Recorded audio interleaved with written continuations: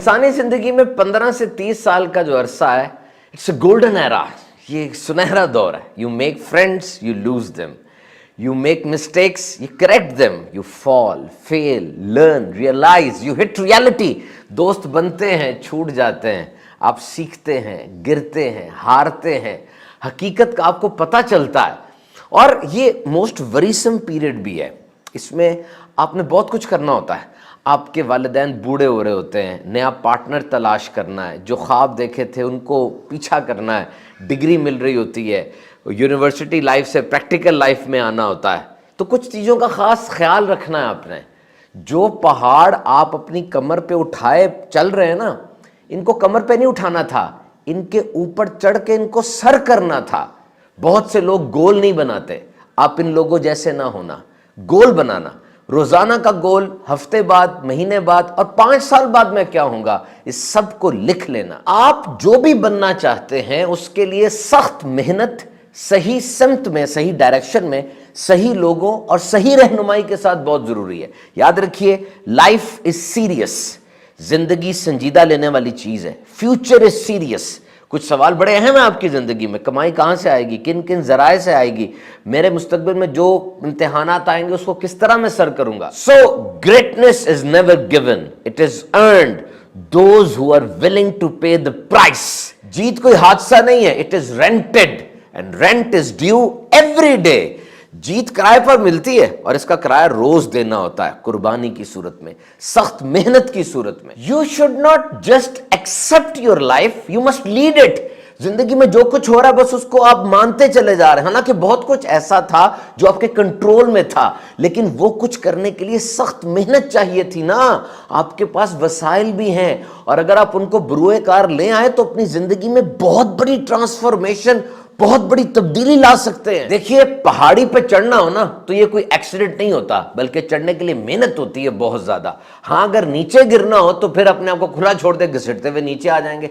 तो ऊपर जाना ये मेहनत मांगता है। आपने कोई ऐसी किताब नहीं पढ़ी होगी जिसका नाम है एक्सीडेंटल अचीवमेंट्स, कि जनाब एकदम से कोई एक्सीडेंट हुआ और कोई बड़ी चीज मिल गई। No, behind every successful person, behind every successful institute, you will find a success story।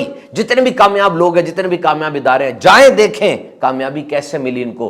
जितने अज्जाए तरकीबी कामयाबी के हैं, सारे के सारे आप वहां मौजूद पाएंगे। सख्त मेहनत, इंतजार, कुर्बानी, Hisar. So try to make your story a success story। Work hard, this is good, but think hard, this is best।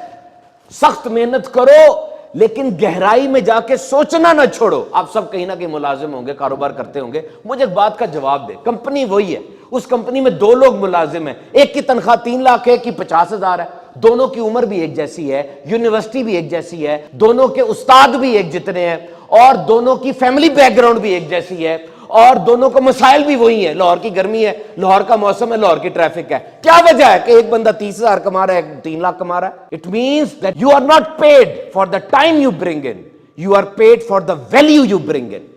वक्त के पैसे नहीं दे रहा अगला आपको, आपकी ताकत सलाहियत के पैसे दे रहा है। Hard working is not success.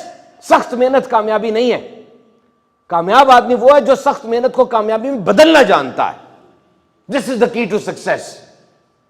जी, मैं कुछ हटके जिंदगी गुजारना चाहता हूं, अबव एवरेज।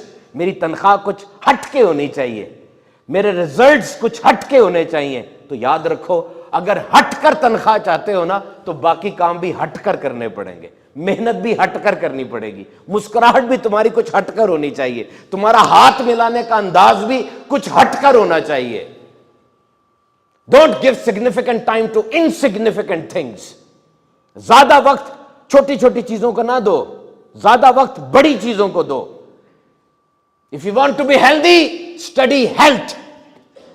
सेहतमंद बनना चाहते हो, सेहत को पढ़ो। If you want to be wealthy, study wealth. दौलतमंद बनना चाहते हो, दौलत को पढ़ो। And if you want to be pious, study the life history of pious people. और अगर नेक बनना चाहते हो तो नेक लोगों की जिंदगी को पढ़ो। यह कोई मुश्किल फार्मूला है? This is very easy. अगर आपकी जिंदगी में डिसिप्लिन और नज्म ज़ब्त नहीं है, इसका मतलब आपके फैसले मूड और जज्बात के मुताबिक हो रहे हैं। जब मूड किया कर लिया, जब जज्बात उभरे हो गया, वरना बैठे रहे। بعض لوگ موٹیویشن کا انتظار کرتے ہیں کہ کوئی موٹیویٹ کرے تب ہم کام کریں. اس کے 3 نقصان ہیں.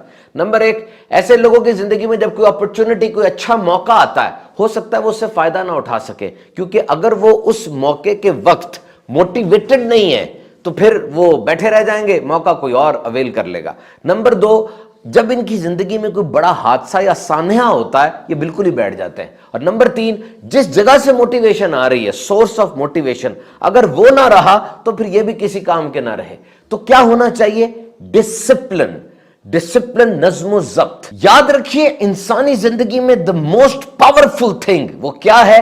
دن کے کسی خاص حصے میں کوئی خاص کام آپ روزانہ کر رہے ہیں, آپ کا وقت, پیسہ, وسائل اس پہ لگ رہے ہیں, یہ عادت بن جاتی ہے اور یہ نظم و ضبط ہے. اب ایسے بندے کو بیرونی امداد یعنی موٹیویشن نہیں چاہیے.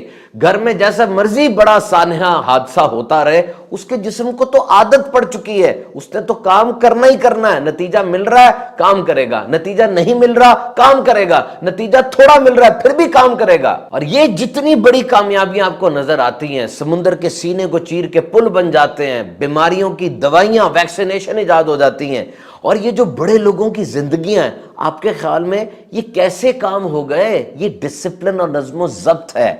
یہ جو نفوس قدسیاں ہیں, بڑی پرسنالٹیز ہوتی ہیں, آپ کے خیال میں ان کا انداز زندگی کیا ہے؟ جب دل چاہا عبادت کر لی, جب موڈ آیا, جب جذبات ابھرے کوئی کام کر لیا, ورنہ بیٹھے رہے؟ نو.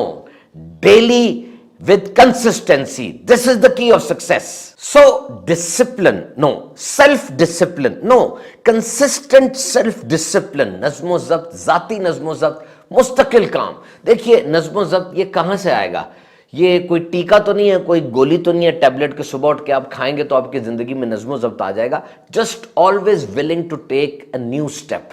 بس ہار نہیں ماننی, لگے رہے, کیونکہ ڈسپلن اور نظم و ضبط میں فوری انعام نظر نہیں آتا. نو امیجیٹ ریوارڈ.